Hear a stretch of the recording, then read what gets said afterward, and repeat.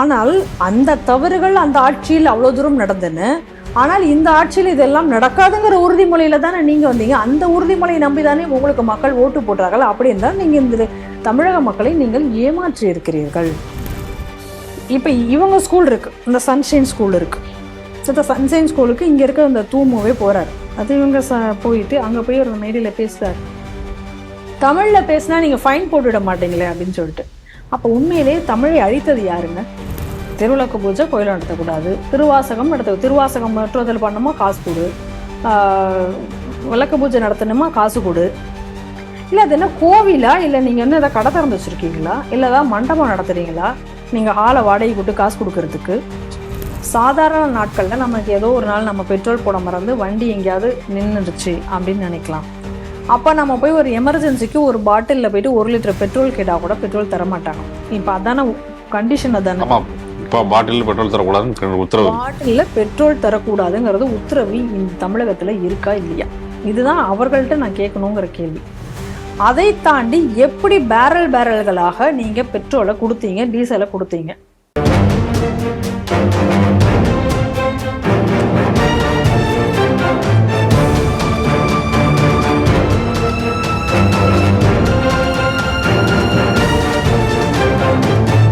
Sri TV நேயர்களுக்கு வணக்கம். இன்று செய்திகள் சிந்தனை நிகழ்ச்சிக்கு உங்களை அன்புடன் வரவேற்கிறேன். இன்று நாம் சிந்திக்க இருக்கும் முக்கிய செய்திகள் எவை என்று பார்ப்போம். போலீஸ் விசாரணையில் ஆகாஷ் மரணம், கொலை வழக்காக பதிவு செய்த சிபிசிஐடி. சட்டம் ஒழுங்கு பிரச்சனையில் போதை காரணமா என விவாதிக்க வேண்டாம், உள்துறை செயலர். நவோதய பள்ளிகளை அனுமதிக்க முடியாது, தமிழக அரசு சுப்ரீம் கோர்ட்டில் மனு தாக்கல். தென்காசி காசி விஸ்வநாதர் ஆலயத்தில் பக்தர்கள் திருவிளக்கு பூஜை நடத்த அனுமதி இல்லை, செயல் அலுவலர் அறிவிக்கை. பெட்ரோல் டீசல் கேஸ் போதிய அளவு உள்ளது, வதந்தியை நம்ப வேண்டாம், மத்திய அரசு அறிவிப்பு.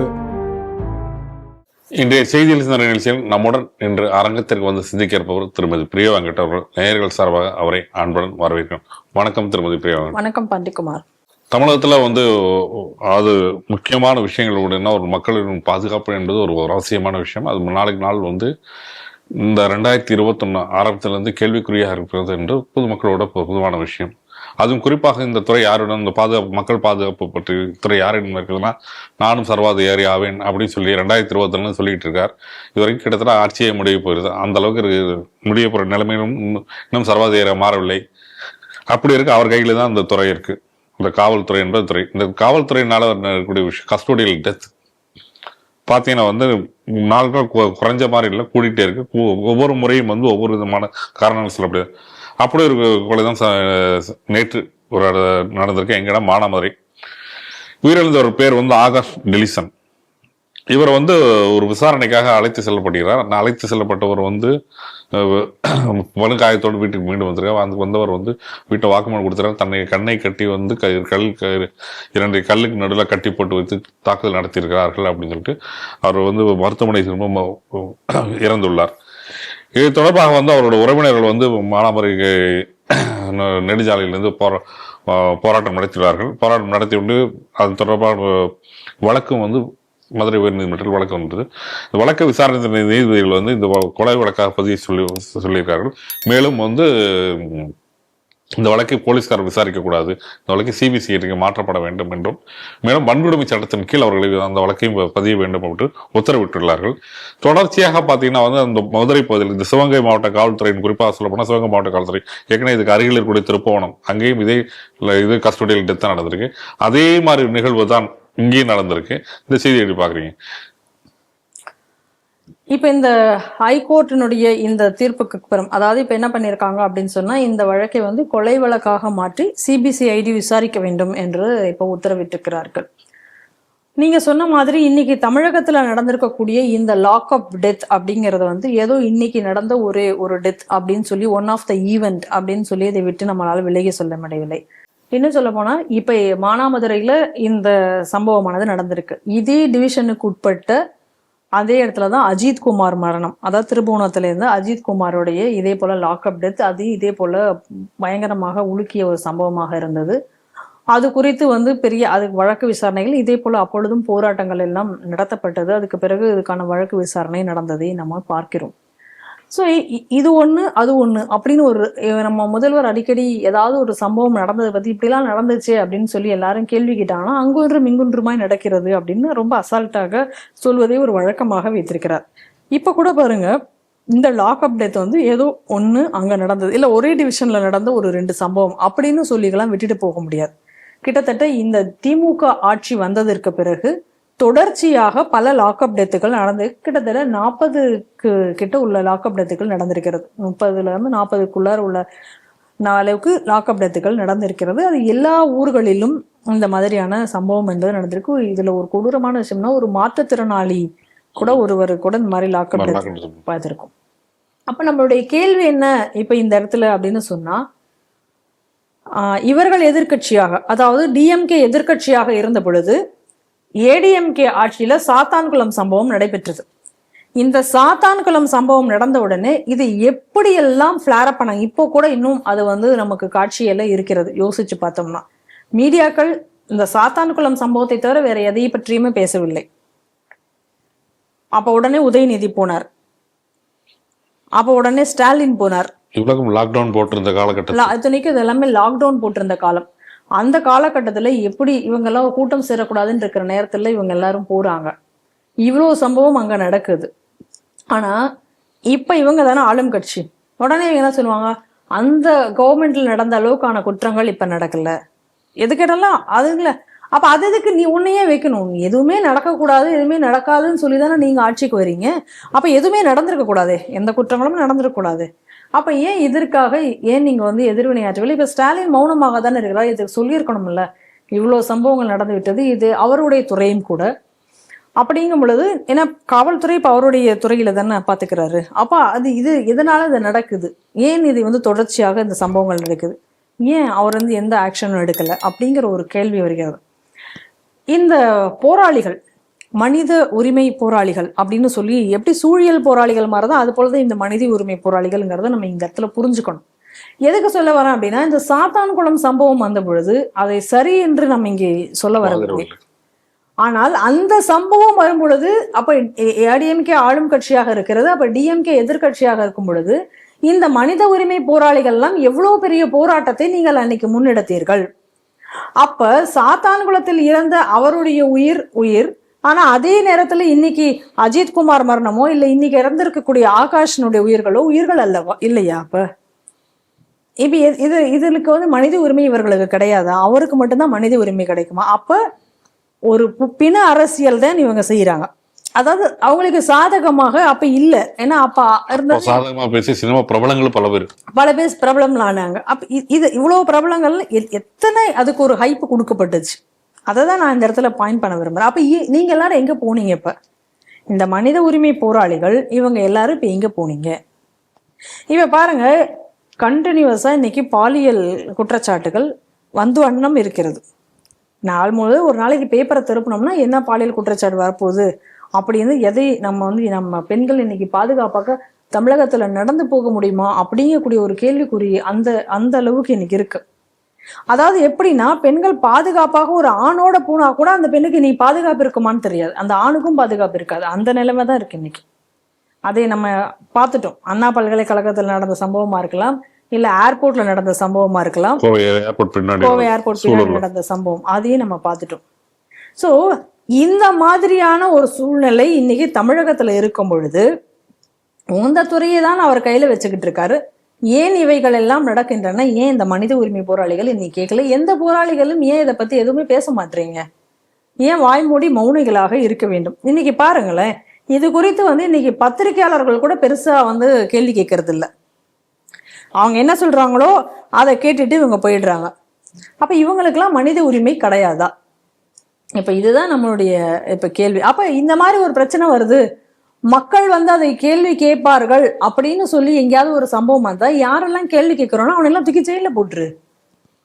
அவங்க ஏதாவது ஒரு இந்த மாதிரி நம்மள மாதிரி யூடியூபர் நம்மள மாதிரி உள்ள யாராவது ஒரு 10 பேர் கேள்வி கேட்டுட்டு இருப்பாங்க. இந்த கேள்வி கேட்கறவங்க மேல எல்லாம் எதையாச்சும் ஒரு வழக்கு போட்டு அவங்கள எல்லாத்தையும் நீ உள்ள போட்டுரு. இப்ப சமீபத்துல பவித்ரன் கைதானதை கூட நம்ம பார்க்கலாம்.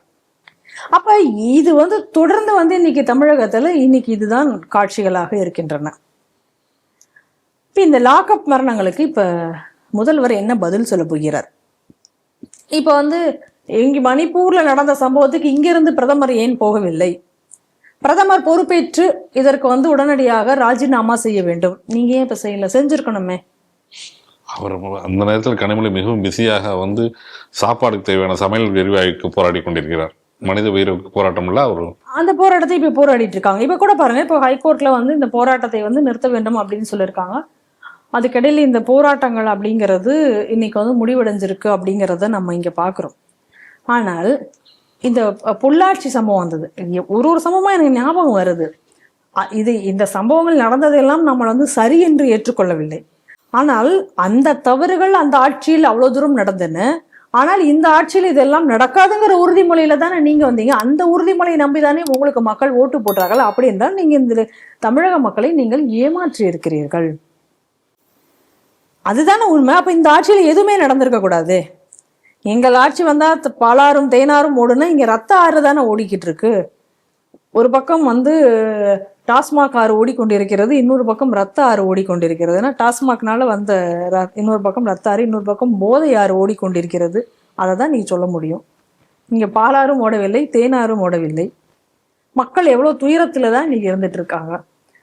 அப்ப இந்த ஆட்சியினுடைய அலங்கோலங்களை மக்கள் தெளிவாக புரிந்து கொள்ள வேண்டும். அந்த நேரத்துல ஒரு பிரச்சனை வரும் பொழுது அந்த பகுதியில மட்டும் ஒரு போராட்டம் என்பதை நடத்திவிட்டு அதனுடைய சுவடுகள் மறைந்தவுடன் அதை மறந்து விட்டு நம்ம வேலை என்னமோ பார்க்க போவோம்னு சொல்லி கிளம்பி போய் அதற்கு பிறகு மீண்டும் இந்த திராவிட ஆட்சியே நம்ம கொண்டு வந்தோம் அப்படின்னு சொன்னா, ஏன்னா இப்ப நமக்கு ஒரு வாய்ப்பு என்பது நமக்கு கிடைத்திருக்கிறது.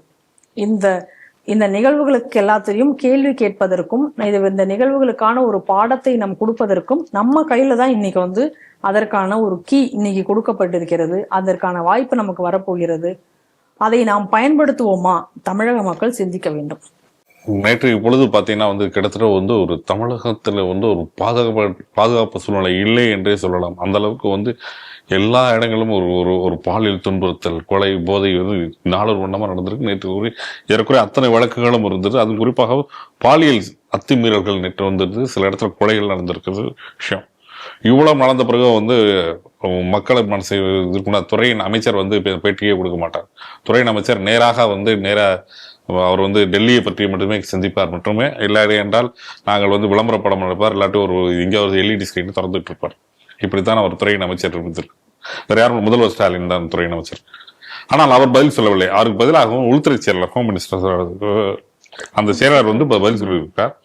அவர் என்ன சொல்றாருன்னா நாங்கள் கடந்த 5 ஆண்டுகள் கூட ஒரு டேட்டா வச்சு கம்பாரிசன் போட்டிருக்காரு. வழக்கம் போல இந்த அதிகாரி மட்டத்தில் ஒரு ப்ராஜெக்ட் விளக்கம் கொடுப்பாரு தெரியுமா. அந்த மாதிரி என்ன பண்ணிருக்காங்கன்னா கம்பாரிசன் சார்ட்ஸ் போட்டு போன வருஷம் பார்த்தீங்களா, போன இதுல 5 வருடங்களுக்கும் இந்த 5 வருடங்களுக்கும் இருக்கா, அதுலயும் கூட ஒரு தவறாக டேட்டா கொடுத்திருக்காரு என்று அண்ணாமலை அவர்கள் இன்னைக்கு சுட்டி காட்டியிருக்காரு. என்சிஆர்பி டேட்டாவும் உன் டேட்டாவும் தப்பு, இப்படி இருக்கும்போது உன் டேட்டாவை அடுத்து எப்படி நம்ப முடியும் அப்படின்னு ஒரு கேள்வி கேட்டிருக்காரு. ஆனால் இருந்தாலும் இவர்களுக்கு என்ன சொன்னாலும் நாங்கள் கேட்க போகலை அப்படின்னு சொல்லிட்டு ஒரு டேட்டா இது போட்டு அதுக்கப்புறம் அவங்க சொல்லியிருக்காங்க, அரசு இவற்றையெல்லாம் சகித்துக் கொள்ளாமல் தவறு செய்யும் காவலர்களை நாங்கள் உடனே சஸ்பெண்ட் செய்திருக்கிறோம். அவர்கள் இது இடமாற்றம் இந்த மாதிரி கடுமையான தண்டனைகள் கொடுத்திருக்கோம் அப்படின்னு சொன்னாங்க. அதே நேரத்தில் ஜாதிய முதல் எங்கேயும் நடக்காத அளவுக்கு கண்காணிப்போட சமூக வலைகள் நாங்கள் பார்த்து கொண்டிருக்கிறோம் அப்படின்ற ஒரு டேட்டா புள்ளி ஒருத்தர் நேற்று ஒரு அறிக்கை வெளியிட்டிருக்காரு உள்துறை செயலாளர். இந்த செய்தி எப்படி பாக்குறீங்க? அதாவது இன்னைக்கு எப்படி இந்த அரசாங்கம் பணிபுரிகிறது அப்படின்னு சொல்லி பார்த்தோம்னு வச்சுக்கோங்களேன். இன்னைக்கு என்ன கேள்வி, எதுக்கு இப்ப உள்துறை செயலர் திடீரென்று இப்ப பேட்டி கொடுக்கணும்? நேற்றைய சம்பவங்கள் தூத்துக்குடி வெள்ளாத்திக்குளம் பகுதியில் ஒரு பெண் கற்பழிக்கப்பட்டு, அது ஒரு சின்ன பெண் கற்பழிக்கப்பட்டு அவ்வளவு மோசமாக ஒரு படுகொலை செய்யப்பட்டிருக்காரு. அது முழுக்க அதற்கு காரணம் காவல்துறையினுடைய அலட்சிய போக்குதான் காரணம் என்று சொல்லப்படுகிறது. அவர்களுடைய உறவினர்கள் காவல் நிலையத்தில் என்ன நடந்தது, கம்ப்ளைண்ட் பண்ண போன போது என்னெல்லாம் பேசினாங்க அப்படிங்கறத வரைக்கும் அவங்க சொல்லியிருக்காங்க. ஸோ இப்படி ஒரு அலட்சிய போக்குனால மட்டுமே இன்னைக்கு அப்படி ஒரு உயிர் இன்னைக்கு பறி போயிருக்கிறது. அதை தவிர நேத்திக்கு ஒரு கொலையும் நடந்திருக்கிறது. இது எல்லாமே நேத்திக்கு நடந்து அதுக்கு முன்னாடி நாள் மதுராந்தகத்துல ஒரு பெண் கற்பழிப்பு ஒரு சம்பவம் நடந்திருக்கு. இப்படி தொடர்ச்சியாக இப்படி பார்த்தோம் அப்படின்னு சொன்னா, நீங்க இன்னைக்கு தினம் ஒரு நாளிதழில் வந்து நீங்க எடுத்தீங்கன்னா அதுல ஏதாவது ஒரு பக்கத்துல ஒரு தலைப்புச் செய்தியில போக்ஸ்கோ வழக்கில் கைது, இல்ல பாலியல் துன்புறுத்தல், போதையினால் வெட்டு, போதையினால் வந்து இந்த அத்துமீறி நுழைந்த மர்ம நபர் 4 வீடுகளில் நுழைந்து எல்லாரையும் வெட்டி எடுத்து சாத்தினார், யார் என்றே தெரியாமல் நபர்களை வெட்டி சென்றார்கள், இது அனைத்தும் போதையிலும் கஞ்சாவிலும் அவர்கள் செய்து விட்டார்கள். சொல்றது யாரு? இந்த ரிப்போர்ட் கொடுக்கறது யாரு? இப்படின்னு சொல்லி நம்ம செய்திகளை நம்ம பார்த்து கொண்டுதானே இருக்கிறோம்.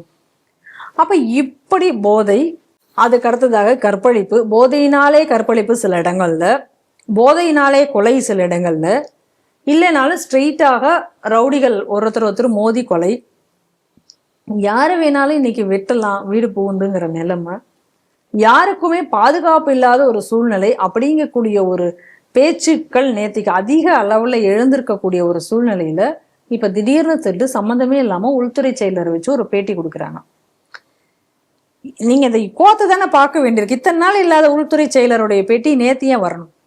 உடனே அவர் வந்த உடனே என்ன சொல்றாரு, கம்பாரிசன் பண்றாராம் இந்த மாதிரி இந்த ஆட்சி. அப்ப இவர் என்ன திமுக ஆட்சிக்கு விளம்பரம் செய்யக்கூடிய விளம்பரதாரரா?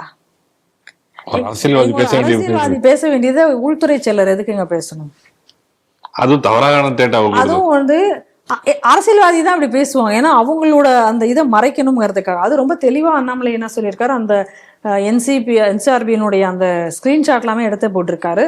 2021 1686 குற்றங்கள் நடந்திருக்கு அப்படின்னு சொல்லியிருக்கு. ஆனா அதே 2021 இவர் சொல்லும்போது உள்துறை செயலர் சொல்லும்போது 1597 சொல்றாரு. பேசியிருக்காரு. அது எப்படி நம்ம வந்து ஏத்துக்கொள்ள முடியும்? இவங்களுடைய எல்லா டேட்டாவையும் எப்படி நம்புறது அப்படின்னு அவர் கேள்வி எழுப்பியிருக்காரு. அதை பாக்குறோம் நம்ம. இப்ப நியாயமான விஷயம் தானே அவர் கேட்கறது. ஏன்னா நீங்க நல்லா யோசிச்சு பாருங்க, ஒரு அரசியல்வாதியாக இன்னைக்கு அரசாங்க அதிகாரிகளை இவர்கள் ஆக்கி கொண்டிருக்கிறார்கள். இப்ப பாருங்க, இங்க நடக்கக்கூடிய குற்றத்திற்கு பதில் சொல்றதுக்கு திராணி இல்லை. இது சொல்ல வேண்டியதுக்கு பதில் சொல்ல வேண்டியது ஸ்டாலின். இதுக்கு பேட்டி கொடுத்திருக்க வேண்டியது நியாயமா ஸ்டாலின். ஏன் உள்துறை செயலர் கொடுக்க வேண்டியும்?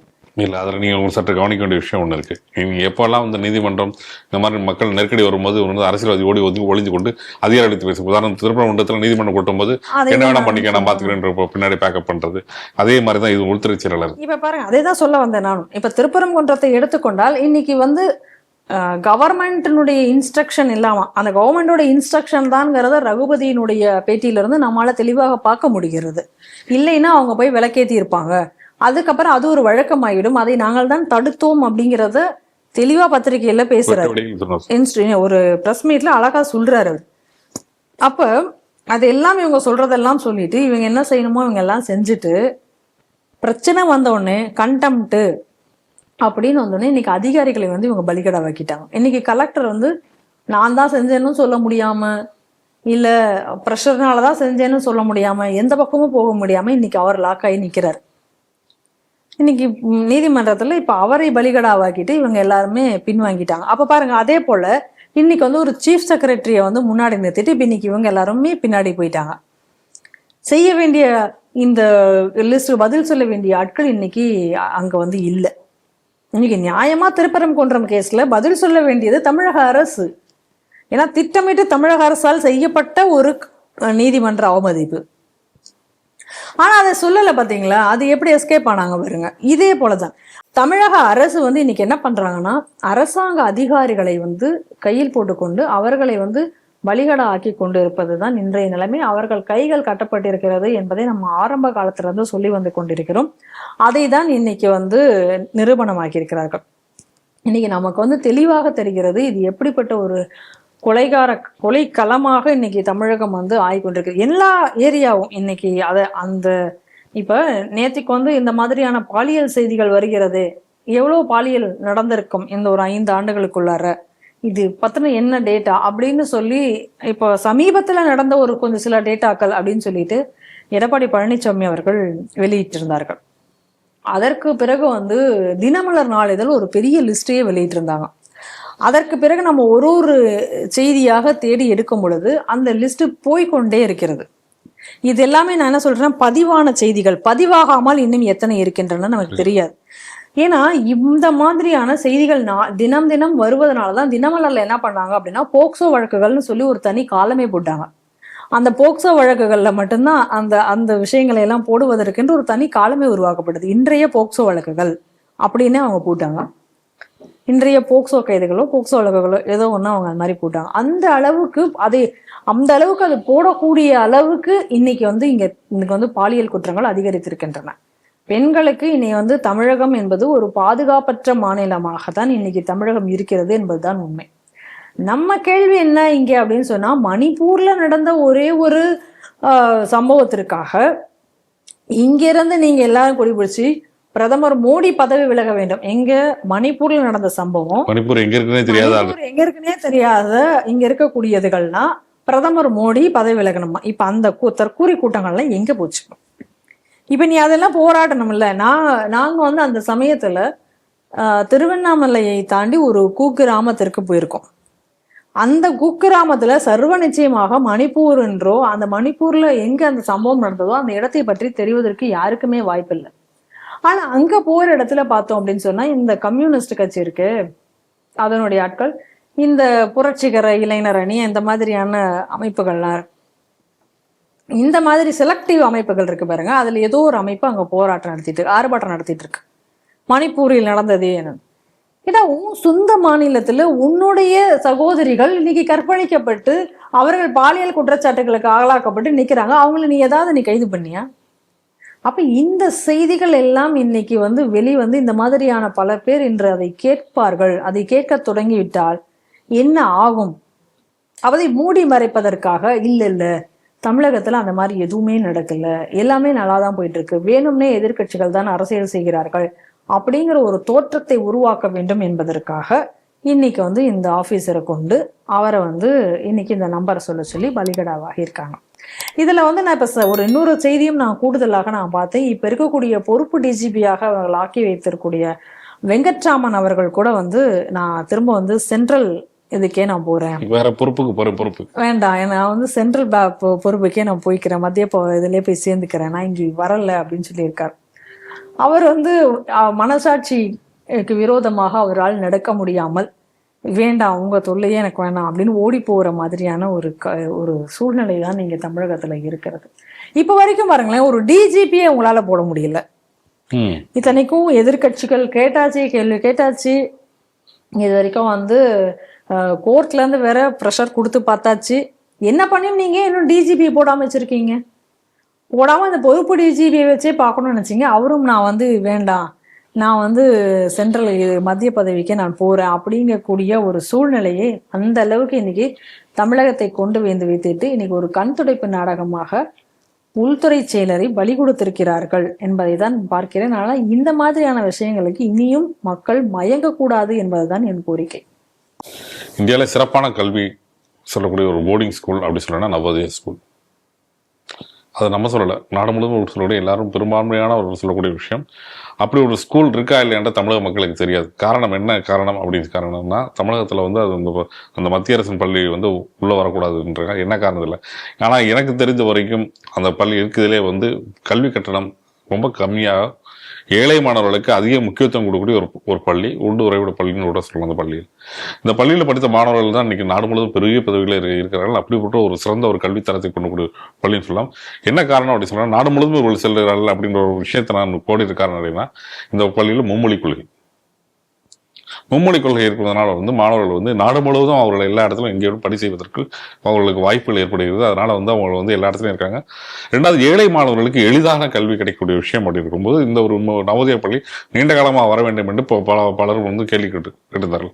அப்படி இருக்கப்படும் போது தமிழக அரசு என்ன இருக்காங்கன்னா, அந்த பள்ளி எங்களுக்கு வேண்டாம் என்று உச்சநீதிமன்றத்தில் ஒரு பிரமாண பத்திரம் தாக்கல் பண்ணியிருக்காங்க. தாக்கல் பண்ணிட்டு அதுல என்ன சொல்லியிருக்காங்கன்னா, எங்கள் தமிழ்நாட்டில் இருமொழி கொள்கை மட்டுமே நாங்கள் பின்பற்றப்படும், நவோதயா பள்ளி மும்மொழி கொள்கை, அதனால தமிழகத்துக்கு ஒத்து வராது அப்படின்னு சொல்லியிருக்காங்க. மேலும் இதெல்லாம் சொல்லிட்டாங்க. எங்களுக்கு உங்க இருக்கக்கூடிய பணத்தை மட்டும் கொடுத்தா போதும், நாங்கள் மிச்சதெல்லாம் நாங்கள் பார்த்துக்கிறோம், நிலுவைத் தொகை 3548 கோடி பணத்தை மட்டும் கொடுத்துருக்கும் போது மற்றெல்லாம் நாங்கள் பார்த்துக்கிறோம் அப்படி பணத்தை மட்டுமே அவர்கள் பிரமாண பத்திரத்தில் முதன்மையாக கேட்டு கொண்டிருக்காங்க. இந்த செய்தி எப்படி பார்த்துக்கிறீங்க? ஏற்கனவே இந்த நவோதயா பள்ளிகள் பத்தின ஒரு வழக்கு உச்சநீதிமன்றத்துல வந்த பொழுது அப்ப என்ன சொல்லியிருந்தாங்க அப்படின்னு சொன்னா, நவோதயா பள்ளிகள் அமைக்கத்தான் வேண்டும், அதுலதான் தாய்மொழிக்குத்தான் வாய்ப்பு இருக்கிறது, அப்புறம் எதுக்காக நீங்க இது மாதிரி எல்லாம் பண்றீங்க உங்களுக்கு அவர்களோட வந்து பணம் பகிர்வு தான் பிரச்சனை அப்படின்னு சொன்னா நீங்க வந்து மத்திய அரசிடம் உட்கார்ந்து பேசலாமே. உங்கள் அதிகாரிகளை அல்ல கல்வி அமைச்சரை நீங்க அங்க அனுப்பி வைத்து நீங்கள் வந்து பேசி இதற்குரிய ஒரு தீர்வு எடுக்கலாமே. இது வந்து தனியாக யாரும் இங்கே வந்து எங்கள் நாடு அப்படிலாம் பேச முடியாது அப்படின்னு சொல்லிட்டு ஏற்கனவே அவர் வந்து சொல்லியிருந்தார். இதுக்கு எல்லாருக்கும் ஒரே சட்டம் தான், இப்படி பேசுவதே தவறு அப்படின்னு சொல்லிட்டு ஏற்கனவே கோர்ட்ல இது பண்ணிருந்தாங்க. அப்ப என்ன சொல்லியிருந்தாங்க, அப்பவே வந்து நவோதயா பள்ளிகளுக்கான இடங்கள் தேர்வு செய்ய வேண்டும் அப்படின்னும் உச்ச நீதிமன்றத்துல ஏற்கனவே சொல்லியிருந்தாங்க. ஆனா இப்ப அது எல்லாத்தையும் மீண்டும் வந்து செய்ய மறுத்து, அப்படி நீங்க வேணா பாருங்க, எந்த ஒரு நீதிமன்ற தீர்ப்பும் அவர்களுக்கு ஃபேவராக இல்லை அப்படின்னு சொன்னா அந்த நீதிமன்ற தீர்ப்பை அவர்கள் அமல்படுத்துவதே கிடையாது. நீதிமன்றத்திலேயே ஒரு தீர்ப்பு கொடுத்தாலும் கூட அது உங்களுக்கு கிடைக்குமா, அமலாகுமா அப்படின்னு ஆகாது. ஏன்னா எப்படியாச்சும் உங்களுக்கு ஒரு நல்லது நடக்குமானா நடந்துடக்கூடாது அப்படிங்கிறதுல இந்த அரசு ரொம்ப தெளிவா தான் இருக்கு. அப்ப அப்படி பாருங்க, இப்ப எல்லாரும் அப்ப சந்தோஷப்பட்டாங்க, நீதிமன்றம் தீர்ப்பு கொடுத்து விட்டது, இனி வந்து இடம் பார்க்க வேண்டும், நவோதயா பள்ளிகள் வந்துரும் என்று எல்லாரும் எதிர்பார்த்து காசியோடு இருந்தார்கள். இதுல என்ன அப்படின்னு சொன்னா, இந்த நவோதயா பள்ளிகள் உள்ள ஒரு ஸ்பெஷாலிட்டியை நீங்க நல்லா புரிஞ்சுக்கணும்.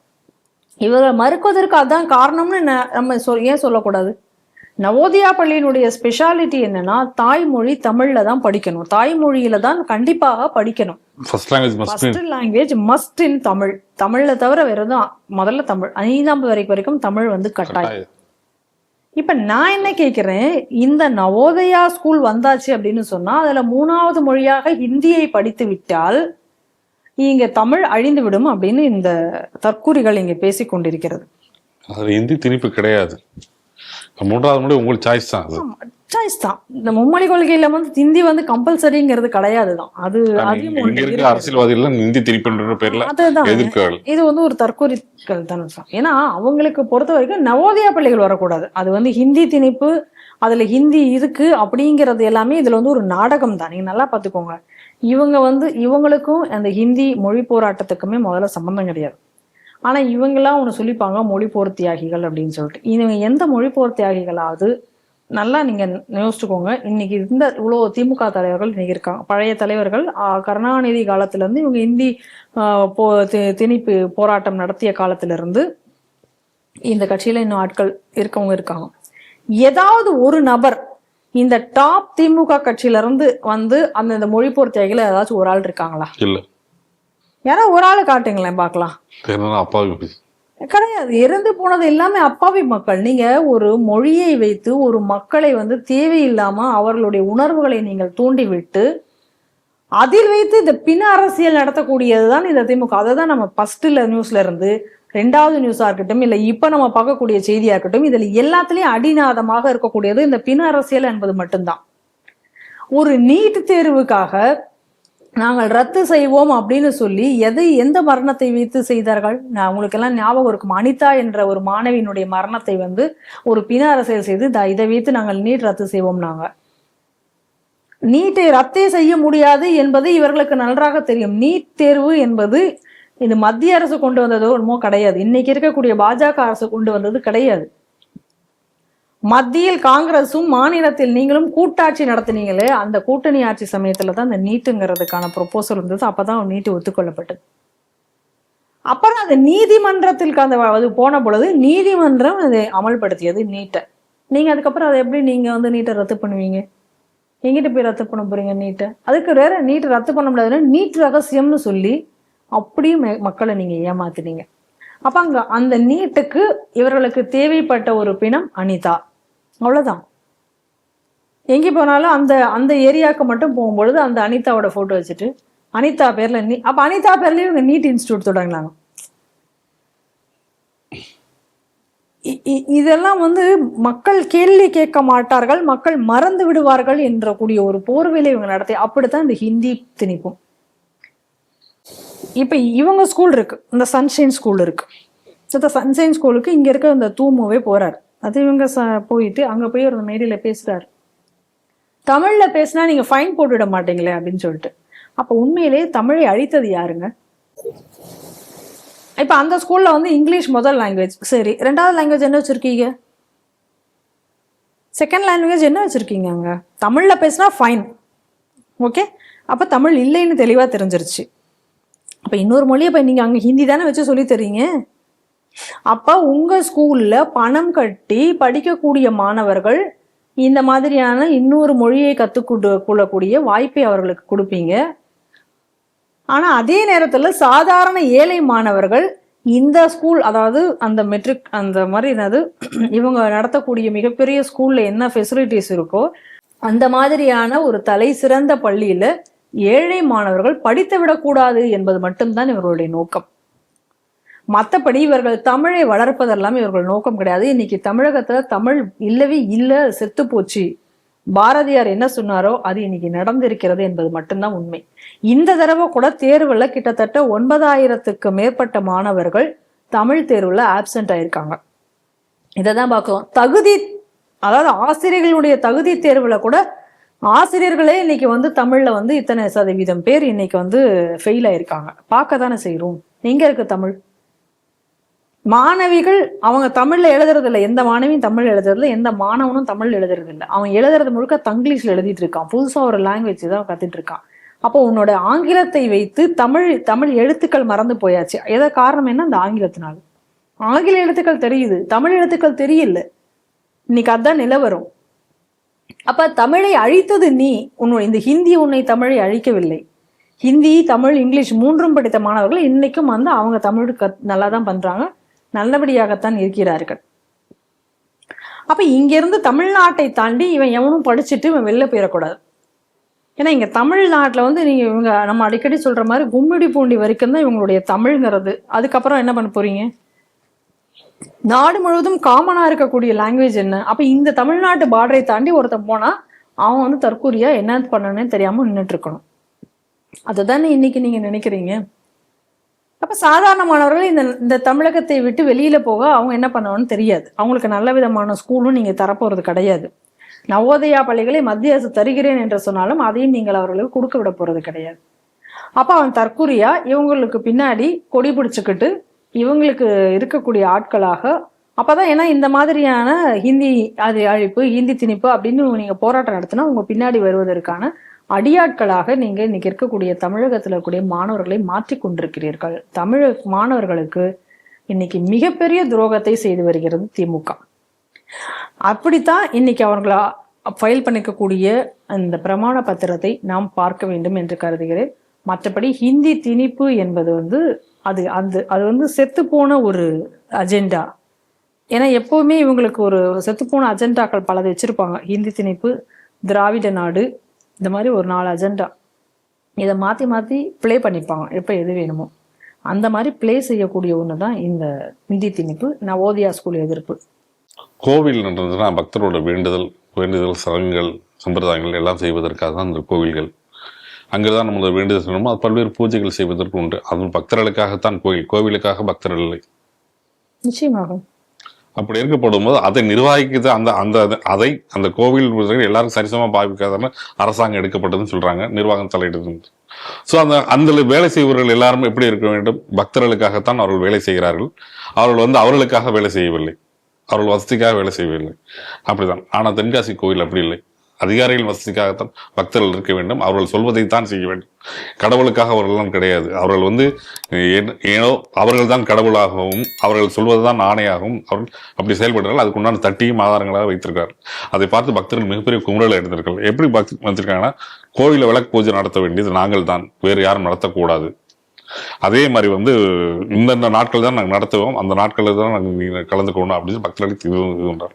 வேறு நபர்கள் யாரும் நடத்தக்கூடாது, அப்படி வேறு நபர்கள் யாரும் நன்கொடை கேட்கக்கூடாது, இப்படி ஒரு பட்டியலே போட்டு வச்சுட்டு இது தொடர்பாக ஒரு தட்டி போர்டு வச்சுட்டு இது வந்து அறநிலைத்துறை அப்படின்னு சொல்லிட்டு ஒரு போர்டு வச்சிருக்காங்க. இந்த போர்டை பார்த்து எல்லாருமே கொஞ்சம் ஒரு எரிச்சலோடும் கொஞ்சம் கோபத்தோடும் அறநிலைத்துறையை திட்டிக் கொண்டு தான் செல்கிறார்கள். இந்த செய்தியை எப்படி பார்க்குறீங்க?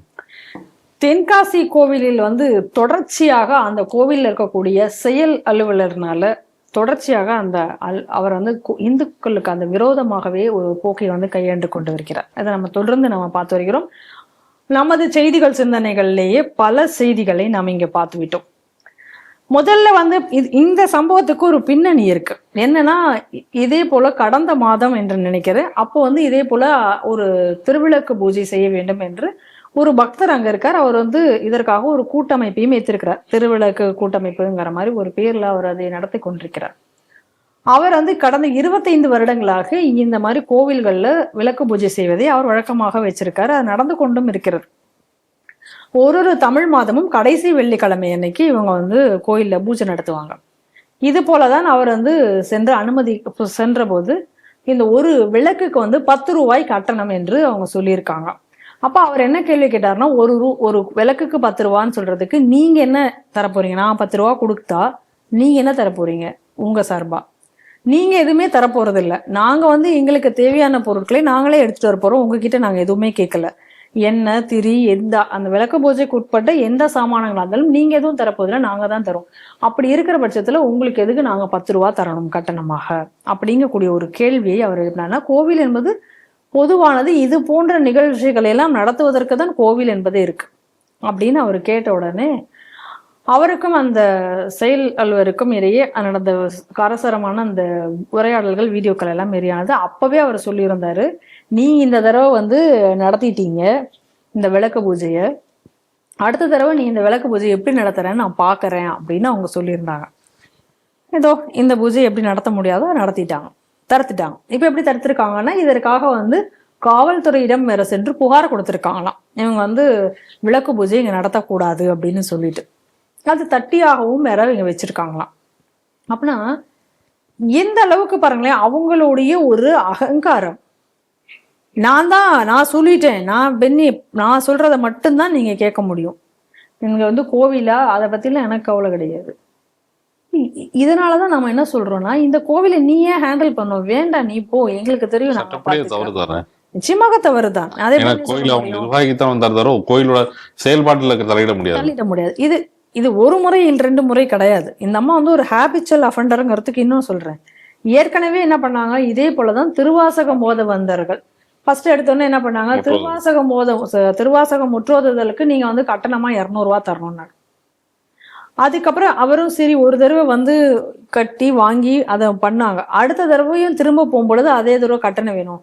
அடுத்த தடவை அவர் போகும்பொழுது இந்த மாதிரி அவருங்க கட்டணத்தை வாங்கி கொண்டுதான் எங்களுக்கு அலோவ் பண்ணாங்கன்றதை அவர் சொல்லிவிட்டார். மீடியாக்கள் எல்லாம் இந்த செய்தி வந்து விட்டது, நீ இப்படிலாம் செய்யலாம், நீ இனிமே திருவாசகமே இங்க ஓத முடியாதுன்னு சொல்லிட்டு அந்த ஒரு மழையில கூட அவரை வந்து தண்ணியா இருந்தது, அதுல அந்த கொடையை வச்சு வர அந்த அம்மா அவரை தள்ளி விட்டது எல்லாத்தையும் நம்ம பார்த்தோம்.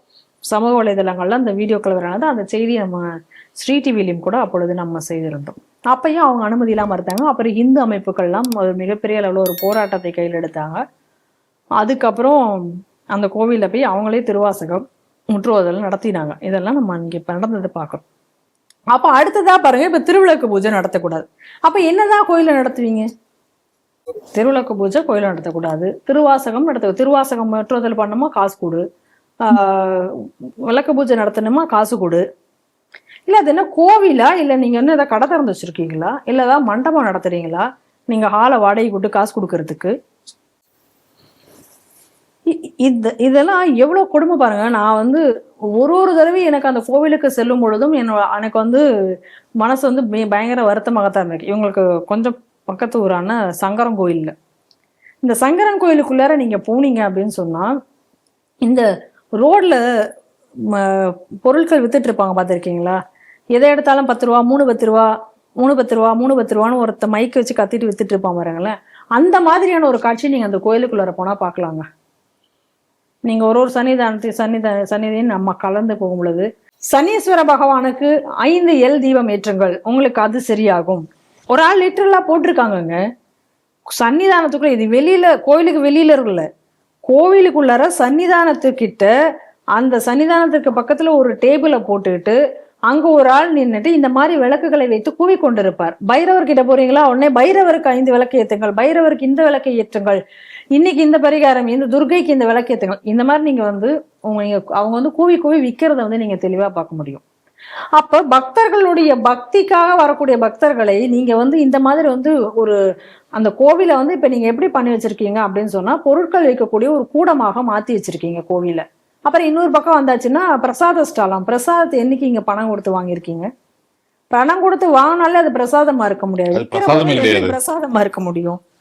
சரி, அப்படியாவது அந்த இறைவனுக்கு நீங்க அங்க அதை தான் சமர்ப்பிக்கிறீங்களா? இதுல இன்னொரு கொடுமை என்ன நடந்ததுன்னா, சாமிக்கு நெய்வேத்தியம் பண்ண வேண்டியதை புடுங்கி இவங்க வித்தவங்க. சாமியை ஏமாத்தி பிடிங்கி விற்கிற சாமி பேரை வச்சு சம்பாதிச்சுட்டு அவருக்கே அவர் கொடுக்க வேண்டியதை கொடுக்காம பிடுங்கி பண்ணவங்க தான் இந்த அறநிலையத்துறை. ஸோ இப்படிப்பட்ட ஒரு அறநிலையத்துறை தான் இன்னைக்கு வந்து இருக்கு. அதுலயும் இந்த அம்மா வந்து இந்த கோவிலில் நடத்தி கொண்டிருக்கிற கொடுமைகள் என்பது தொடர்ந்து வந்து இந்த நடந்து கொண்டிருக்கிறது. இந்த அம்மா உடனடியாக சஸ்பெண்ட் செய்யப்பட வேண்டும். இவங்க உடனே என்ன நினைக்கலாம், இவங்களை மாத்திரலாம் அப்படின்னு நினைச்சு மாத்தினாங்க அப்படின்னா அங்க போய் இன்னொரு கோயில போய் இதே வேலையை அவங்க செய்வாங்க. இப்ப இந்த கோயில செஞ்சது காணாதுன்னு வேற ஒரு கோவிலையும் போய் இதே வேலையை இவங்க செய்ய தொடங்குவாங்க. அதனால இந்த அம்மாவை முழுமையாக சஸ்பெண்டே பண்ணணும். இந்த விஷயங்களில் தலையிடுவதற்கு நீங்க யார் அப்படிங்கக்கூடிய ஒரு கேள்வி நமக்கு இந்த இடத்துல எழுந்துட்டு இருக்கு. தொடர்ந்து வந்து இந்துக்களை வந்து கோவில், அதாவது கோவிலுக்கும் இந்துக்களுக்கும் இருக்கக்கூடிய பாண்டேஜ் இதை நாங்களே நடத்துறோம். ஏற்கனவே நம்ம இங்க கூட பார்த்தோம், பொதுமக்கள் பொதுவாக வந்து பல கோவில்களில் வந்து அங்கேயே போய் அவர்களே வந்து பொங்கல் வைக்கிறது வழக்கம். அதையே நம்ம ஒரு கோயிலில் பார்த்தோம். இங்கே வந்து பொங்கல்லாம் வைக்கக்கூடாது, நாங்கள் பொங்கல் வச்சிருப்போம், நீ அந்த பொங்கலை வாங்கி நைவேத்தியம் பண்ணிக்க, நீ வந்து இங்கே பொங்கல் வைக்கக்கூடாது, அந்த பொங்கலுக்கு ஒரு கட்டணம். இதுதான் இப்போ இவங்க திருவிளக்கு பூஜை நடத்துறது என்ன, ரொம்ப பக்தி மயமா நாங்களே சிறப்பாக நடத்துகிறோங்கிறத அதெல்லாம் ஒன்றும் கிடையாது. இப்போ இந்த ஒரு விளக்குக்கு நீங்கள் இவ்வளோ காசு கொடு, நான் திருவிளக்கு பூஜை நடத்துகிறேன் அப்படிங்கிறது. அந்த காசுல எவ்வளோ ஆட்டை போடுவாங்களோ என்ன பண்ணுவாங்களோ நமக்கு தெரியாது. இதுதான் இன்னைக்கு நடந்துகிட்டு இருக்கு. அப்ப இதெல்லாம் வந்து என்னன்னா கோவிலுக்கும் பக்தர்களுக்கும் இருக்கக்கூடிய அந்த அட்டாச்மெண்ட் அதை வந்து இன்னைக்கு கட் பண்ணி விட்டாகணும். அப்ப நீ இன்னைக்கு வந்து இந்த கோவிலுக்கு திருவிளக்கு பூஜை அப்படிங்கிறதுக்காக இன்னைக்கு வரக்கூடிய ஒரு 50 பேர் அந்த கோயிலுக்கு வரக்கூடாது. இந்த ஒரு நோக்கத்தோட தான் இவங்க வந்து இந்த மாதிரியான விஷயங்கள்ல வந்து தொடர்ந்து செயல்பட்டு இருக்காங்க. அதுவும் இந்த அம்மா வந்து இந்த பணி கொண்டிருப்பது என்பது அராஜகத்தின் உச்சம். உடனடியாக இவர்கள் வந்து பணியிடை நீக்கம் செய்யப்பட வேண்டும் என்பது என் கோரிக்கை. இந்து அமைப்புகள் இதற்காக வந்து ஒரு போராட்டத்தை முன்னெடுத்து இந்த பிரச்சனைக்கு வந்து ஒரு தீர்வை கொண்டு வர வேண்டும் என்று நான் அவர்களிடம் கேட்டுக்கொள்கிறேன். நேற்று தமிழகம் முழுவதும் பல்வேறு இடங்கள்ல வந்து ஏற்கனவே முற்றுகை, எரிபொருள் நிரப்பும் நிலையங்கள் ஃபுல்லா எரிபொருள் நிரப்பும் நிலையங்கள் ஏன் முற்றுகை அப்படின்னு பார்த்தா, எங்கிருந்து வதந்தி செய்திகள் போர் பதற்றத்தின் காரணமாக எரிபொருள் கிடைக்காமல் போயிடும் அப்படி சொல்லிட்டு அவர்கள் வந்து தன்னுடைய தேவைக்கு போடுவது வேறு, தேவைக்கு அதிகமான அளவில் வந்து அதை வந்து வாங்கி சென்று ஸ்டோர் பண்ணி வைக்கிறது, இந்த மாதிரி விஷயங்கள்லாம் பண்ணியிருக்காங்க. இதனால என்ன ஆகுதுன்னா வந்து ஒரு செயற்கையான ஒரு தட்டுப்பாடு உருவாக்கப்படுகிறது. ஏன்னா தேவைக்கு அதிகமான இடத்துல ஸ்டோரேஜ் பண்ணி வச்சிருந்தீங்கன்னா அது ஒரு விஷயம். அப்படி இருக்கும்போது தமிழகம் முழுவதும் இப்போ பரவலாக நடைபெற்றிருக்கு. ஆனால் பொதுவாக எல்லா இடத்துலையும் ஏற்கனவே வந்து மத்திய அரசு வந்து செய்தித்தாளும் நாளிதழும் ஒவ்வொருவரும் என்ன சொல்லியிருக்காங்கன்னா, ஏற்கனவே நம்மிடம் வந்து 60 நாட்களுக்கு வரைக்கும் நம்முடைய கையிருப்பு இருக்குது. அப்படி இருக்கும்போது தட்டுப்பாடு கிடையாது. அதற்குள் நமக்கு வந்து வேறு நாடுகளில் வந்து நமக்கு வரக்கூடிய விஷயங்கள், க்ரூட் ஆயில் வந்து அதுக்குள்ள நமக்கு சப்ளை தட்டுப்படாது அப்படின்னு சொல்லி மத்திய அரசு கூறியிருந்தாலும் எங்கே ஒரு வதந்திகள் இருக்கு. குறிப்பாக வந்து நம்ம பார்த்தீங்கன்னா எல்பிஜி கிரைசிஸ்ன்னு சொல்லிட்டு ஒரு ஹேஷ்டேக் போட்டிருந்தாங்க. அந்த ஹேஷ்டேக் கிளிக் பண்ணி நானும் வந்து ட்விட்டரில் பார்க்கப்படும் போது பெரும்பான்மையான வீடியோக்கள் தமிழகத்தில் இருந்து தான் இருக்கே தவிர நாடு முழுவதும் இந்த மாதிரி ஒரு விஷயம் நடந்திருக்காங்கன்னா இல்லை. ஏன் இந்த மாதிரி ஒரு செயற்கையான ஒரு வதந்திகள் பரப்பப்படுகிறது அப்படின்னு தெரியல. இருந்தாலும் வந்து இதை பற்றி விளக்கம் கொடுப்பதற்காக வந்து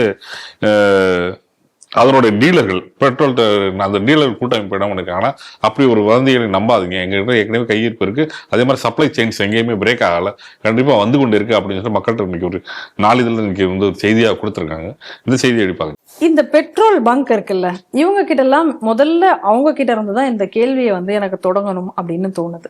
சரி, இன்னைக்கு வந்து பெட்ரோல் தட்டுப்பாடு, டீசல் தட்டுப்பாடு அப்படிங்கிறதுக்காக மக்கள் எல்லாம் அலைமோதி பங்கை நாடி சென்றார்கள். சரி, ஏதோ ஒரு வதந்தினால எல்லாரும் போயிட்டாங்க. போனா பெட்ரோல் அந்த பங்க் ஓனர்கள் அல்லது அந்த பங்கை நடத்துபவர்கள் என்ன சொல்லியிருக்கணும்? அந்த மாதிரியான ஒரு தோற்றம் எதுவும் இல்லை, நீங்க உங்க வண்டிக்கு தேவையான பெட்ரோலை போட்டுட்டு போங்க அப்படி சொல்லிதான் நீங்க அனுப்பியிருக்கோம். இப்ப சாதாரண நாட்கள்ல நமக்கு ஏதோ ஒரு நாள் நம்ம பெட்ரோல் போட மறந்து வண்டி எங்கேயாவது நின்றுடுச்சு அப்படின்னு நினைக்கலாம்.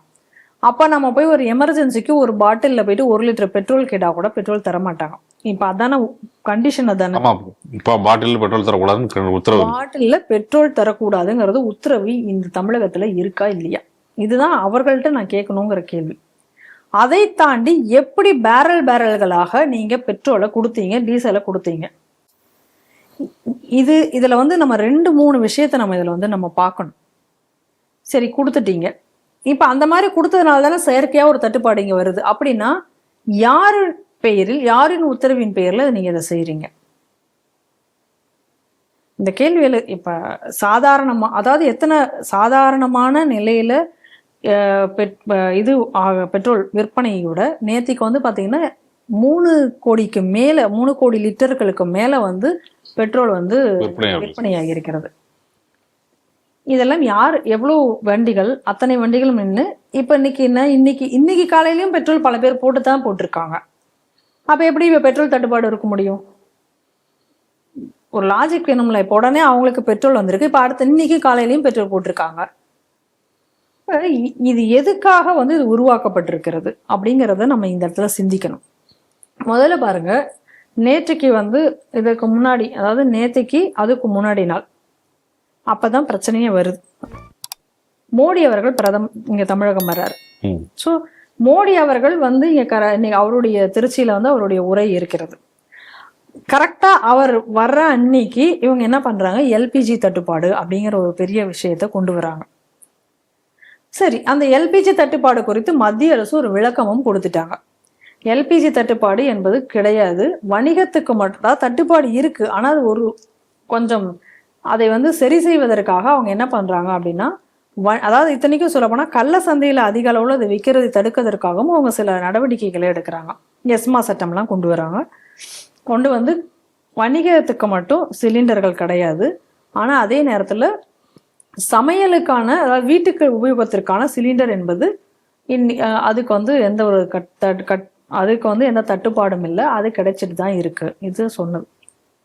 இதுக்காக அவங்க கொண்டு வந்தது கூட என்னன்னா, 21 நாள் இப்ப புக் பண்ணோம்னா 21 நாள் கழிச்சு அடுத்த புக்கிங் இருக்கு. அந்த காலம்ங்கிறத என்ன பண்றாங்க, 25ஆ மாத்துறாங்க. இவ்வளவுதான் நடந்திருக்கு. நகர்ப்புறங்கள்ல குறிச்சு இவ்வளவுதான். கிராமப்புறங்கள்ல அது கொஞ்சம் நீட்டித்திருக்கார்கள், எக்ஸ்ட்ரா டைம் நீட்டித்திருக்கார்கள். ஆனா இப்பயும் கூட நாங்க பல பேர்கிட்ட நம்ம கேட்டு பார்த்த பொழுது, சமையல் அதாவது வீட்டு உபயோக சிலிண்டரை பொறுத்த வரைக்கும் புக் பண்ண எனக்கு வந்துச்சு, புக் பண்ண முடியுது, வரதான் வருது அப்படின்னு தான் சொல்றாங்க. ஆனா இவங்க என்ன பண்றாங்க, இந்த இதையும் வந்து தேவையே இல்லாம புக் பண்றாங்க. இப்ப கூட நம்ம பார்த்தோம், 360 சிலிண்டர் ஒருத்தர் வந்து கள்ளச்சந்தையில அந்த மாதிரி புக் பண்ணி வாங்கி, எப்படி முடிஞ்சது? எப்படி முடியும்? இதெல்லாம் கேள்விக்குறி. அப்ப இதெல்லாம் யார் செஞ்சது? இதெல்லாம் திட்டமிட்டு செஞ்சது மாதிரியே தானே இருக்கு. இதுல எங்கேயாவது அப்ப இந்த பிரச்சனை வரும் பொழுது பிரதமர் மோடி தமிழகத்துக்கு வந்தா அவர் கேட்ட கேள்விகளோ, அவர் என்ன பேசினாருங்கிறதோ இன்னைக்கு அதை வந்து மக்கள் பெரிய அளவுல அவர்கள் மைண்ட்ல இன்னைக்கு நிற்கவில்லை. அதை மறைப்பதற்காக இன்னைக்கு வந்து அவர் ஊழலை பத்தி பேசியிருக்கார். இன்னைக்கு இந்த தமிழக அரசு எப்படி தூக்கி எறியப்பட வேண்டிய அரசாங்கத்துக்கான காரணங்களை எல்லாம் சொல்லியிருக்கிறார். அது எதுவும் மக்கள் கிட்ட போய் சேர்ந்து விடக்கூடாதுங்கிறதுக்காக இந்த விஷயம் வேண்டுமென்றே ஃபிளேர் அப் பண்ணப்பட்டது. அதுக்கு அடுத்த நாள் பிரதமர் மோடி அவர்களுடைய இது முடிஞ்சு அவங்க கிளம்பிடுறாங்க. அதுக்கு அடுத்த நாள் பார்த்தீங்க அப்படின்னு சொன்னா, அன்னைக்கு வந்து என்ன வருது அப்படின்னு சொன்னா, பெட்ரோல் டீசல் தட்டுப்பாடு அப்படின்னு காலையிலிருந்தே அந்த பிரச்சனை என்பது வருகிறது. அதே நேரத்துல அன்றைக்கு இரவு தான் ஒரு பிரச்சனை தூத்துக்குடியில வருகிறது. 2 மணிக்கு அந்த பெண் குழந்தை கற்பழிக்கப்பட்டு அவளை வந்து கொன்றிருக்காங்க. அடுத்த நாள் காலையில அது தெரிய வருது. அது ஒரு பெரிய பிரச்சனையாக வெடிக்கிறது. அது குறித்து பலரும் இங்க பேச ஆரம்பிக்கிறாங்க. அது பெரிய அளவுல ஃபிளேர் அப் ஆகுது அந்த இஷ்யூ. அந்த நேரத்துல தான் இந்த பெட்ரோல் டீசல் பிரச்சனையை பெரிய அளவுல கொண்டு வராங்க. அப்ப இந்த மாதிரி ஒரு விஷயத்துல இருந்து நீங்க டைவர்ட் பண்றதுக்காக நீங்க வந்து இப்படி மக்களை வந்து இந்த மாதிரி கஷ்டப்படுத்துவது என்பது எந்த விதத்துல நியாயம்? அப்ப இது ஒரு கொடூர ஆட்சியா இல்லையா? இன்னும் 2 நாள் இது சரியா போயிடும் பாருங்க. ஏன்னா இப்ப எல்லாமே வாங்கி வச்சுட்டானா, இனி நாளையில இருந்து இவங்களுக்கு சப்ளை கரெக்டா வந்துருமா? 2 நாள் சப்ளை வந்ததுக்கு அப்புறம் எல்லாம் சரியாக போகுது. அப்ப எங்க இருந்து இந்த பிரச்சனை? அப்ப ஏன் இந்த 2 நாள் இந்த மக்களை நீங்கள் வந்து கஷ்டத்துக்கு உள்ளாக்கணும்? ஏன் மக்களை நீங்க பீதியில் உள்ளாக்குறீங்க? இனிமே சோறே கிடைக்காதுங்கிற லெவலுக்கு எதுக்கு நீங்க பண்ணணும்? இதை விட கொடுமை என்னன்னா, சரி இது நடந்துருச்சு. இப்ப நம்ம கேள்வி என்னன்னா, இப்படி எக்ஸஸா வாங்கிட்டு போயிருக்காங்களே இந்த பெட்ரோல்களையும் டீசல்களையும், இது உண்மையான நபர்கள் தான் வாங்கி சென்றார்களா என்பதற்கு யார் பொறுப்பு? இதன் மூலம் கலவரம் ஏற்பட்டால் இது மேல கலவரம் ஏற்கனவே வந்து இந்த மாதிரி பெட்ரோல்களை வந்து பாட்டிலில் வாங்கி சென்று பெட்ரோல் குண்டுகளை ஈஸியாக தயாரிக்கிறார்கள் என்பதற்காக தானே இந்த நீங்க வந்து பெட்ரோல் வந்து தர முடியாதுன்னு எல்லாம் நீங்க சொல்லி வச்சிருந்தீங்க. நீங்க சொல்லும் போது இன்னொரு விஷயம் ஞாபகம் வருது. கம்ப்ரஸ் சிஎன்ஜியை வந்து கேஸ்ல பிடிச்சி போனால் செய்தித்தாளில் விளம் போடுகிறார்கள். ஆனால் இந்த கேஸ் சிலிண்டர் வெடிப்பு தான் வந்து மிகப்பெரிய ஒரு குண்டு வெடிப்புக்கு தடுக்கப்பட்டது. இப்போ இந்த மாதிரியான சம்பவங்கள் நீ தமிழகத்துல நடக்காது என்பது என்ன நிச்சயம்? இனி யார் யார் கைகளில் எவ்வளோ பெட்ரோல் டீசல் போய் சேர்ந்திருக்கிறது என்றது தெரியாத நிலைக்கு நீங்க வந்திருக்கீங்களே. சரி, சாதாரண மக்கள் பீதியில இப்ப வாங்கிட்டு போய் வச்சுட்டான், அவனால வீட்டுல பாதுகாக்க முடியுமா? அதை ஏதோ ஒரு பிரச்சனையாகி வந்தது அப்படின்னா அந்த தீ விபத்து நேர்ந்தா அதுக்கு யார் பொறுப்பாக போறீங்க? இன்னைக்கு ஒரு பக்கம் அதாவது இங்க சட்டவிரோதமாக செயல்படக்கூடிய கிரிமினல்கள் கையில இது போன்ற பெட்ரோல்கள் டீசல்களும் அதிக அளவுல கிடைச்சா என்ன ஆகும்னு பாருங்க. இன்னொரு பக்கம் சாதாரண மக்கள் அதை பாதுகாக்க முடியாமல் ஒரு பெரிய விபத்து ஏற்பட்டா அதுக்கு யார் பொறுப்பாக போறாங்க? இந்த ரெண்டு ஆபத்துமே இதுல இருக்கா இல்லையா? நீங்க இப்படி கொடுத்தது இல்ல, வாரி வாரி கொடுத்தது இல்ல. பல வீடியோக்களை நான் பார்த்தேன். தண்ணி பிடிக்கிற கேன்ல எல்லாம் வந்து இந்த வாங்கிட்டு போறாங்க. எப்படிங்க கொடுக்குறாங்க? எப்படி கொடுக்க முடியும்னு தான் நான் கேட்கிறேன். எப்படி இதை தமிழக மாநில அரசு வேடிக்கை பார்த்து கொண்டிருக்கும்? எப்படி காவல்துறை வேடிக்கை பார்த்து கொண்டிருக்கு? எனக்கு இது புரியவே இல்லை அடிப்படையில். என்னோட கேள்வி என்னன்னா, வண்டிகள்ல வந்து வண்டி டேங்க் எல்லாம் ஃபில் பண்ணி போறாங்க அப்படின்னா அதை ஏற்றுக்கொள்ள முடியாது. சரி, ஏதோ ஒரு பயத்துல வண்டியை வந்து ஃபில் பண்ணி வச்சுப்போம், 2 நாளுக்கு இல்லாட்டா அதை வச்சு யூஸ் பண்ணி போனா நியாயம். சரி, இப்போ இதை வந்து பண்ணிட்டாங்க அப்படின்னு சொல்லலாம். ஆனால் பேரல்களை எடுத்து கொண்டு வந்தார்கள். நானே பார்த்தேன், நிறைய போட்டோக்கள் எல்லாமே தெரிஞ்சது. 25 லிட்டர் கேனு, இதெல்லாம் எப்படி, இதுக்கு எப்படி நீங்க அலோவ் பண்றீங்க? அதனால வந்து இது வந்து அதாவது இவர்களுடைய கொடூரமான ஒரு அரசியலை வந்து இதுல நிகழ்த்திருக்கிறார்கள். கோவிட் சமயத்துல கூட இந்த மாதிரியான பல வதந்திகள் புரளிகளை எல்லாம் கிளப்பி விட்டு மக்களை வந்து கஷ்டப்படுத்தியதை எல்லாம் நாம் பார்க்கிறோம். இந்த ஆட்சி வந்து எப்படிப்பட்ட கொடூர ஆட்சி என்பதற்கு இதெல்லாம் வந்து ஒரு உதாரணமாக பார்க்க வேண்டும். இன்னைக்கு இது குறித்து மத்திய அரசு ஒரு பெரிய விளக்கம், இதுக்காக வந்து தனியாக வந்து அவங்க டிபார்ட்மெண்ட் எல்லாம் கூட போட்டு இந்த தட்டுப்பாடு வராமல் பாதுகாப்பதற்கு என்னென்ன வழிமுறைகள் உண்டோ எல்லாத்தையும் அவர்கள் செய்து கொண்டிருக்கிறார்கள். ஈரானிடம் இன்னொரு பக்கம் பேசி கொண்டிருக்கிறார்கள். ஹார்முஸ் ஜலசந்தி வழியாக நேத்திக்கு வந்து நம்மளுடைய கப்பலுக்கு வந்து அனுமதியும் பெற்று விட்டிருக்கார்கள். அதுவும் இன்னைக்கு வந்துடுச்சு. அப்ப இன்னைக்கு எதுவுமே தெரியாமல் இருக்கக்கூடிய மக்களை அப்ப இன்னைக்கு வந்து இந்த பெட்ரோல் தட்டுப்பாடு, இந்த சிலிண்டர் தட்டுப்பாடு என்பதை இன்னைக்கு இதை வந்து ஒரு அரசியலாக்குவதற்காக, ஏன்னா இன்னைக்கு தமிழகத்துல அடுத்ததாக எலெக்ஷன் வரப்போகிறது, இதை வைத்து இதை அரசியலாக்க வேண்டும். அதே நேரத்துல இவர்களுடைய தவறுகளை எல்லாம் அதுல வந்து கவரப் பண்ணிடணும். ஏன்னா இப்ப இந்த பெரிய அளவுல இந்த செய்தி வெளியில வரக்கூடாது. விளாத்திக்குளம் இந்த மாதிரியான பாலியல் சம்பவங்கள், இந்த சம்பந்தமான விஷயங்கள் வெளில வரக்கூடாது. ஏன்னா இன்னொரு பக்கம் வந்து லாக்அப் டெத்துக்கான போராட்டங்கள், இது எதுவுமே வெளியில வரக்கூடாது. அதற்காக இன்னைக்கு வந்து திட்டமிட்டு நடத்தப்பட்ட சதியா என்பதுதான் நம்மளுடைய சந்தேகம். அதற்கான காரணங்களை தான் நான் கூறினேன். ஏன்னா இன்னைக்கு நாடு முழுவதும் அப்படி ஒரு சிக்கல் இருந்திருந்தால் இன்னைக்கு பெரிய அளவுல பிரச்சனை வந்திருக்கும். நாடு முழுவதும் அந்த மாதிரியான ஒரு சிக்கல் இல்லாத நிலையில் தமிழகத்தில் மட்டும் ஏன் இது நடக்க வேண்டும் என்பதை சிந்தித்து பாருங்கள். இந்த ஆட்சியை அகற்றக்கூடிய நாள் நெருங்கிவிட்டது என்பதை நினைவில் கொள்ளுங்கள். நன்றி மேடம். நன்றி. இத்துடன் செய்தியில் சிந்த நிகழ்ச்சி நிறைவடைது. மீண்டும் அடுத்த ஒன்றில் சந்திப்போம். நன்றி, வணக்கம், ஜெய்ஹிந்த். ஜெய்ஹிந்த்.